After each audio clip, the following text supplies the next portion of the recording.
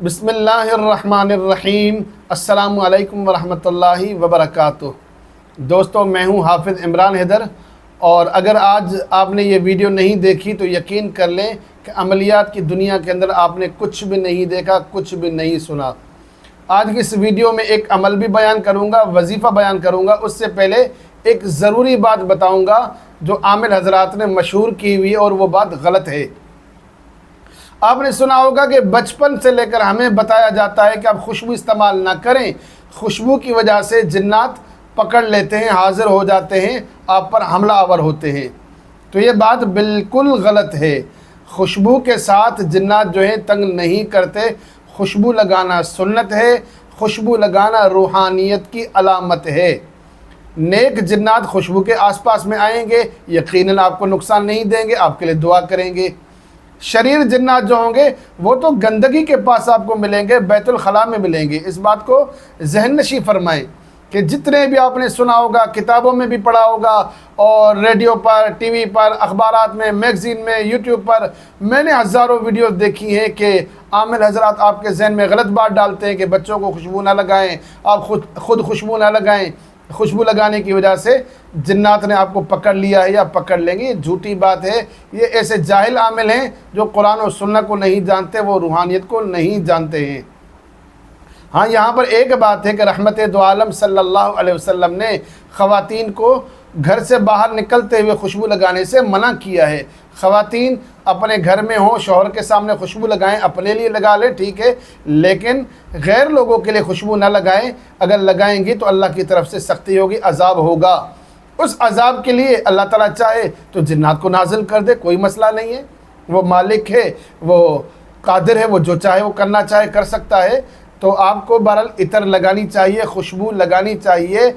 और मैं अपने तमाम स्टूडेंट्स को कहता हूँ, रूहानियत में तरक्की चाहते हो तो खुशबू ज़रूर लगाया करो। आज मैं खुशबू के ज़रिए से आपको एक अमल बताऊँगा, रूहानी इलाज बताऊँगा। किसी पर जादू के ज़रिए से या जिन्नात के ज़रिए से बीमारी मुसल्लत की गई हो और आप चाहते हैं कि इस शख्स का रूहानी इलाज किया जाए, इस शख्स का रूहानी ऑपरेशन किया जाए, मैं आपको रूहानी ऑपरेशन करने का तरीका बयान करने जा रहा हूं। आपको किसी किताब से, यूट्यूब से नहीं मिलेगा।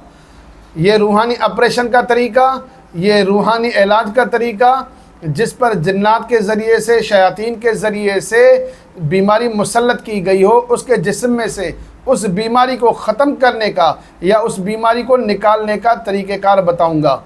मिसाल के तौर पर एक शख्स के ऊपर कैंसर की बीमारी मुसल्लत की गई है, आपको यकीन है कि ये कैंसर जादू की वजह से, जिन्नात की वजह से है, तो इस अमल को करने के साथ इंशाअल्लाह ताला उसका कैंसर ख़त्म हो जाएगा।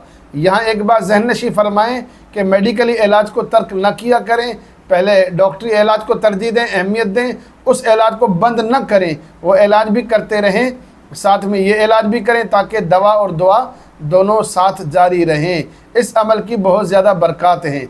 अमल बयान करने से पहले रिक्वेस्ट करता हूँ कि मेरे चैनल को सब्सक्राइब करें, मेरी वीडियोस को लाइक और शेयर करें ताकि ज़्यादा से ज़्यादा लोग फ़ायदा उठा सकें। अमल की तरतीब यह है कि आपके पास खुशबू हो, कोई अच्छी सी इतर हो। कोशिश ये करें कि खुशबू वो हो जो मरीज़ को पसंद हो। ऐसी इतर ले लें, उस इतर के ऊपर 11 बार मंजिल पढ़ें। अगर आप कहेंगे तो मंजिल की तिलावत करके मैं अपने चैनल पर अपलोड कर दूंगा, पहले भी अपलोड की है। मैं अपनी मंजिल, जिसकी मुझे इजाज़त है अपने पीरो मुर्शिद से, तो इंशाअल्लाह ताला आपके कमेंट्स आए तो मैं रिकॉर्ड करके अपलोड कर दूंगा, आपके कमेंट्स का वेट करूंगा। 11 बार मंजिल शरीफ को आपने पढ़ना है और इतर पे दम करना है। और मज़ीद अमल का तरीक़ेकार ये होगा, जिस मरीज़ के ऊपर जादू का असर हो, जिन्नात का असर हो और जादू और जिन्नात के ज़रिए से बीमारी मुसल्लत की गई हो, इस मरीज़ को आप लिटा दें। उसके बाद ये खुशबू दें, खूब अच्छे तरीके से वो अपने जिस्म पर लगाए, अपने बिस्तर पर लगाए और अपने चादर के ऊपर लगाए, और कमरे के अंदर उसको लिटा दें, लाइटें ऑफ़ कर दें। नमाज इशा के बाद इस अमल को करें और कोई शख्स उसके पास बैठकर धीमी आवाज़ से, खूबसूरत आवाज़ से सूरह बकरा की तिलावत करे। अगर कोई सूरह बकरा की तिलावत करने वाला ना हो तो रिकॉर्डिंग लगाकर भी आप सूरह बकरा की तिलावत सुन सकते हैं। اس عمل کے لیے شرط یہ ہے کہ کمرے میں اندھیرا ہو اور کمرے میں کوئی اور موجود نہ ہو۔ اس عمل کو کریں گے انشاءاللہ تعالیٰ 2-4 دن میں آپ محسوس کریں گے کہ بیماری ختم ہو رہی ہے، جسم سے بیماری نکل رہی ہے۔ چند باتیں یہاں ذہن نشین فرمائیں تاکہ آپ کے لیے آسانی ہو۔ اگر آپ کے پاس کوئی اور علاج کرنے والا نہ ہو اور بیماری آپ کے خود کے ساتھ ہے، آپ عمل خود کرنا چاہتے ہوں، تو اس کا بھی طریقہ یہ ہوگا کہ 11 بار منزل شریف کو پڑھ کر عطر پر دم کریں۔ بہتر یہ ہے کہ آپ غسل کر لیں، غسل نہ کر سکتے ہوں تو وضو کر لیں، وضو بھی نہ کر سکتے ہوں تب بھی اس عمل کو آپ کر سکتے ہیں، پاک صاف ہونا شرط ہے۔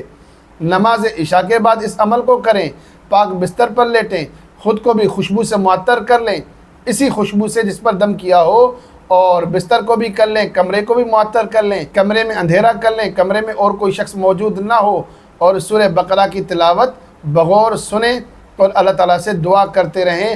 روزانہ یہ عمل کریں، کم سے کم 11 دن کریں، انشاءاللہ تعالیٰ اس عمل کی برکت سے بڑی بیماری ہوگی ختم ہو جائے گی۔ 11 دن کے اندر باقاعدہ آپ کو محسوس ہوگا کہ کوئی آپ کے جسم سے اس بیماری کو نکال کر باہر پھینک رہا ہے، اور آپ کو خوشخبری، آپ کو بشارت بذریعہ خواب، کبھی کبھی بیداری میں بھی مل جاتی ہے۔ شرط ہے کہ اللہ کی ذات کے اوپر کامل یقین ہو۔ وَنُنَزِّلُ مِنَ الْقُرْآنِ مَا هُوَ شِفَاءٌ وَرَحْمَةٌ لِّلْمُؤْمِنِينَ، اللہ کا وعدہ ہے کہ ہم نے قرآن کو نازل کیا ہے شفا بنا کر، رحمت بنا کر مومنین کے لیے۔ اگر قرآن میں شفا نہیں ہے تو دنیا میں کسی چیز میں شفا نہیں ہے۔ اس قرآن پر یقین رکھتے ہوئے عمل کریں۔ اللہ تعالیٰ سے دعا کرتا ہوں اللہ تعالیٰ تمام مریضوں کو شفا کاملہ عاجلہ عطا فرمائے، آمین۔ السلام علیکم ورحمۃ اللہ وبرکاتہ۔